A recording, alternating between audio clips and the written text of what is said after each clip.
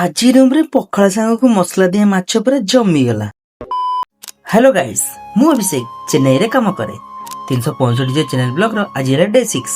ସାଙ୍ଗମାନେ ଏବେ ନା ମୋ ନାଇଟ୍ ଡ୍ୟୁଟି ଚାଲିଛି ଆଉ ଡ୍ୟୁଟିରୁ ଆସି ବ୍ରସ୍ କରୁଥିଲି, ଦେଖିଲି ହଠାତ୍ ପାଣି ସରିଯାଇଛି ଟ୍ୟାପ୍ରେ। ତାପରେ ନଜର ଆସିଲା କ୍ୟାନ୍ ପାଣି, ତା ଦେହରେ ମୁଁ ମୁହଁ ଧୋଇଦେଲି।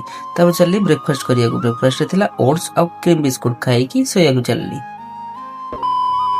ମାନେ ଏବେ ମୁଁ ଶୋଇକି ଉଠିଗଲି। ଆଜି ନା ମୁଁ ବହୁତ ଖୁସି ସତରେ, କାହିଁକିନା ଆଜି ମୋର ସାଲାରୀ ଆସିଲା।